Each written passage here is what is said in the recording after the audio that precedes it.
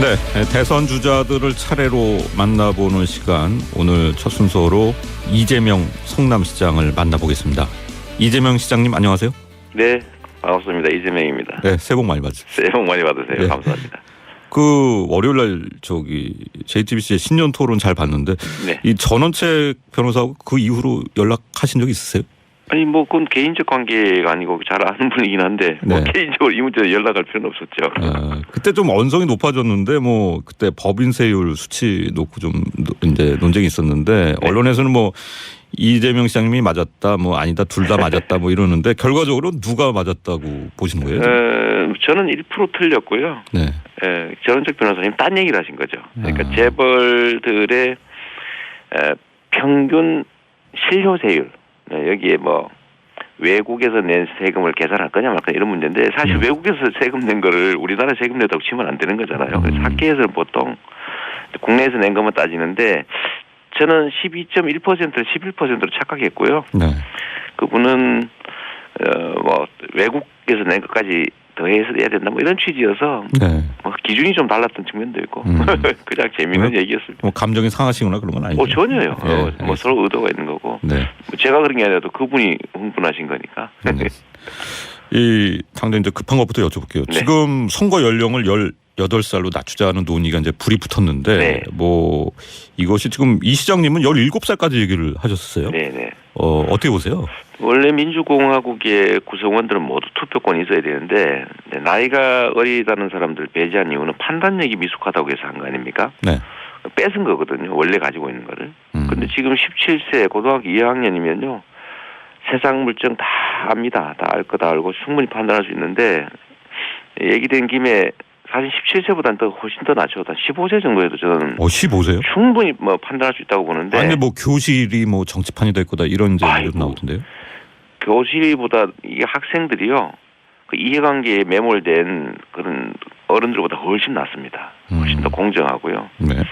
그래서 급격하게 할 수는 없으니까 한 17세 정도 하고 원래 잃어버린 공화국 구성원들의 투표권을 되돌려주자 그런 취지죠. 네. 17살 계속 주장하시는 거군요. 네. 지금 상황 보면 18살도 지금 굉장히 팽팽한데. 그렇죠. 예. 알겠습니다. 이 개헌 얘기 좀 여쭤보겠습니다. 아니 요 얘기하기 전에 그 얘기 잠깐만 좀 하기 되게 중요한 문제인데 네. 지금 개혁보수신당이 이 당론으로 18세 했다가 지금 취소했지 않습니까? 그렇죠. 예. 이건 매우 중요한 문제인데 이 개혁보수신당이 실체가 뭔지를 정확하게 보여준 사례입니다. 근데 일부에서는 뭐 좀 이제 어차피 정치공학적 판단을 하면은 네. 뭐 이 여권에 불리한 게 사실이기 때문에 뭐 그럴 수밖에 없지 않겠느냐 이런 얘기 그러니까 나오던데. 바로 그 말입니다. 이 사람들을 예를 들면 마치 개혁 보수의 새로운 당인 것처럼 흉내를 내는데 결국 제가 보기에는요. 이거 소방관 흉내 내고 있는 방화범들입니다. 무슨 말이냐면 네.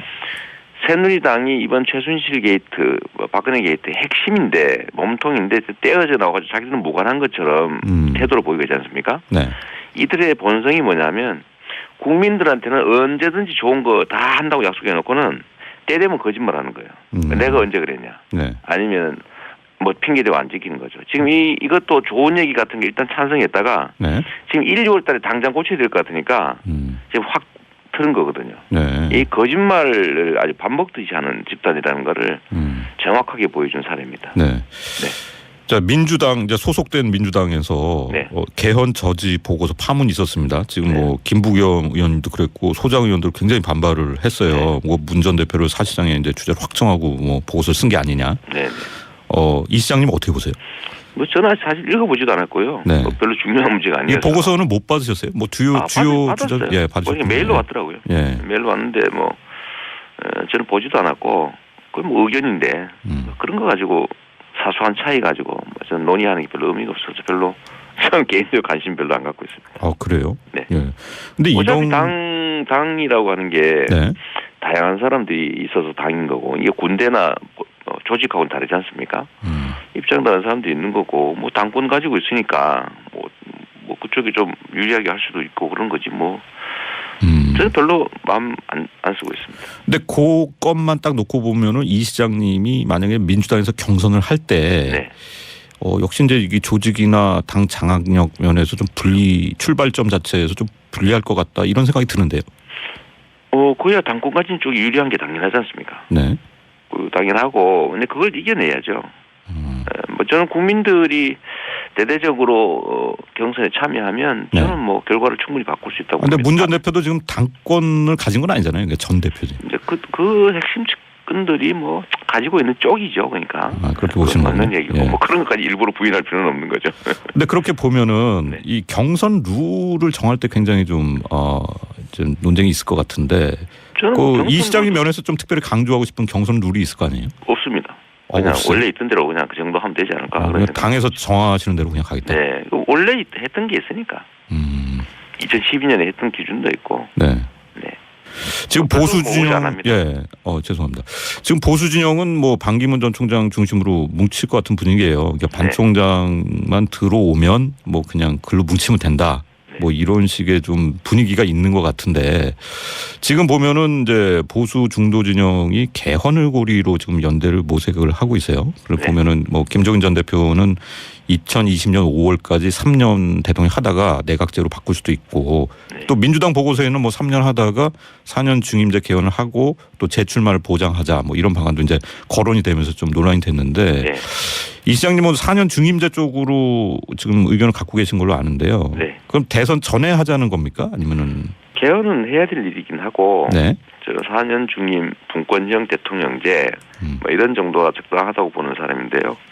개헌 이 대선 전에 하기는 절대적 시간 부족으로 불가능합니다. 괜히 뭐 논쟁거리나 되지 네. 물리적으로 불가능하고 두 번째는 이 개헌이 이 소위 아까 개혁보수신당처럼 그 신분 세탁해가지고 다시 이제 기득권자로 되돌아가려고 하는 이 소위 반동 세력들, 네. 이 반동 세력들의 복귀 수단으로 전락하고 있기 때문에 이미 개헌 논의 자체가 상당히 오염이 됐어요. 그래서 지금 시간상으로도 불가능하고 괜히 이런 얘기 너무 깊이 빠지면 네. 탄핵 또는 대통령 퇴진, 구체제 세력들 그 청산이라고 하는 이런 시대적 과제가 좀 묻힐 가능성이 있습니다. 예. 네, 논점이 그려지기 때문에 지금 구체제 청산, 공정국가 건설 뭐 이런 소위 촛불 민심을 관철하는데 주력해야 될 때라고 생각합니다. 그렇군요. 그러면 이제 사실상 개헌보다는 개혁 입법에 집중할 때 같아요. 그러면은 대선 전에 개헌은 좀 어려울 것 같다. 물리적으로 불가능합니다. 물리적으로 다 불가능. 인정하는 건데요. 네, 알겠습니다. 이거 꼭 여쭤보고 싶었는데 사실 이제 그 아까 말씀드린 민주당 이제 개헌 저지 보고서 파문이 있었을 때 네. 일부 의원들이 문 전 대표 후보 지지자들로 보이는 분들이 비난 문자 폭탄을 맞았어요. 뭐 많이 그러죠. 근데 이런 분위기가 좀 우려된다는 이제 진보 진영 지지자분들의 의견이 많은데요. 네, 원래 그러면 안 되죠. 이게 당이라고 하는 게 입장이 다르고 다르기 때문에 시너지가 있는 거 아닙니까? 네. 똑같은 사람끼리 모여 있으면 시너지가 없죠. 근데 그걸 생각이 다르고 입장이 다르다고 공격하고 때리고 내쫓고 뭐 나가라고 그랬다는데 뭐 그게 특정 개인들이 한 일이긴 하겠지만 그래도 그러면 안 되죠. 그건 당을 망치고 민주주의를 파괴하는 행위입니다. 네. 그 정말로 그런 거 하면 안 돼요. 네. 입장 다르다고 어떻게 그런 식의 공격을 합니까? 알겠습니다. 저는 그건 좀 아니라고 생각해요. 외교 안보 관련해서 좀 여쭤볼 텐데 네네. 민주당 초선 의원들이 이제 사드 배치에 대한 중국의 이제 이른바 그 보복 정책 관련해서 뭐 중국 방문하셔갖고 외교부장도 만나고 그랬는데 지금 이제 일부 언론에서 뭐 이간질에 말려들었다 이런 얘기가 나오면서 이제 비판을 하고 있는데요. 네. 어떻게 보십니까? 저는 잘했다고 보고요. 방문한 것이. 그럼요. 사드는 절대 해서는 안 될 그 일이고 네. 이게 지금 대미 관계라고 하는 게 확대 발전되는 관계가 아니고 완전히 종속 관계로 전락하고 있습니다.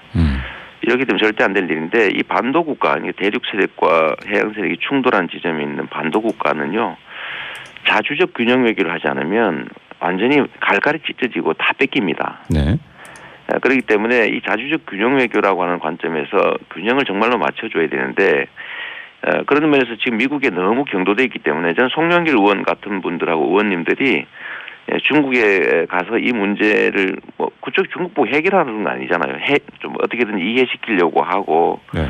또 중국이 여기에 대해서 뭐 상당히 불쾌할 뿐만 아니라 사실 위기를 느껴가지고 제재를 가하고 또 대북 그 미사일 또 핵 개발 저지에 지금 국제 공조가 느슨해지고 있지 않습니까? 그런 것도 설득도 하고 이런 거 해야죠, 당연히. 네. 근데 이거를 무슨 뭐 그 굴욕적 매국행위라고 지금 유승민 의원이 그랬다는데 이런 식으로 종북몰이 하면 안 됩니다. 이게 네. 지금 제가 유승민 의원한테 굳이 얘기를 하면요, 어떻게 북한 가서 선거에 유익하자고 남한을 향해 총격 가해달라고 요청했던 집단 아닙니까? 그 구성원인데 지금 와가지고 그런 소리 하는 거 정말 나쁜 일이고요.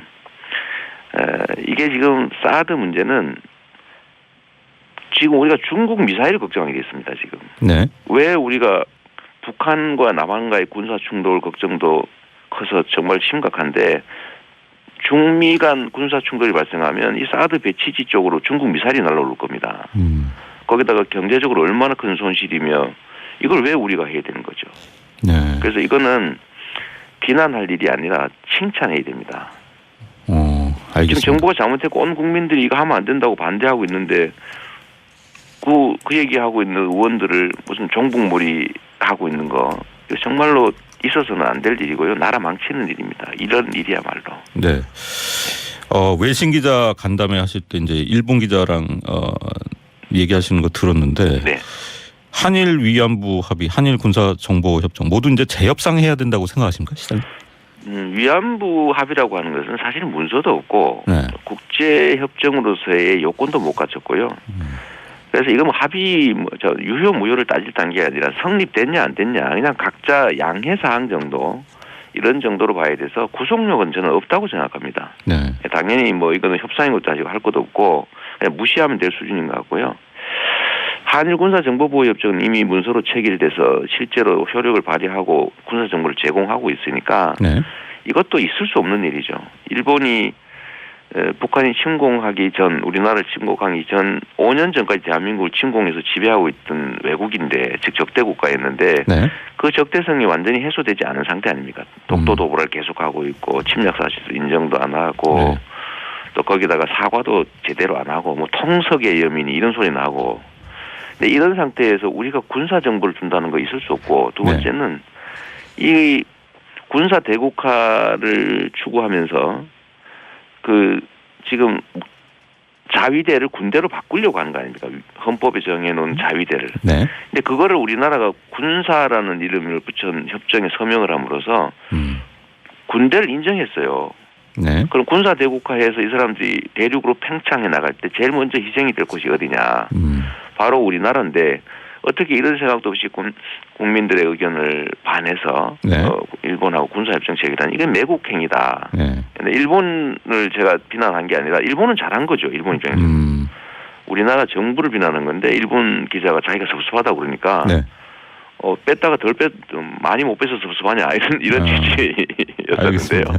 뭐 일본이 섭섭해할 일은 없죠. 우리 국내 문제를 얘기하는 거예요. 자, 이 질문 드리고 싶은데요. 민주당의 대선 주자로 끝까지 갈 것인지 궁금하다. 이런 청취자 의견이 있습니다. 이 시장님이 어차피 비문이기 때문에 네. 제3지대와 뭐 연대할 수 있는 거 아닌가 이런 말씀하시는데. 저는 비문이 아니라 이재명이고요. 네. 문재인 후보님이 비이겠죠. 비이. 예. 이거를 문재인 전 대표 중심으로 문이냐 아니냐 이렇게 판단하면 안 될 것 같고요. 네. 다양한 세력이 있는 게 당이니까. 제3세력 얘기를 하는데 저는 이 야권이 지금의 이 70년 적폐를 청산할 결정적 기회에 국민의 뜻을 반영하지 못해서 지면 이거 역사적 죄인이 되는 거라고 생각하는 사람입니다. 네. 그래서 첫 번째 과제는 어떻게든지 책임을 질 집단을 응징하고 책임을 물을 집단들이 하나로 통합해서 이번 전쟁을 이겨야 된다.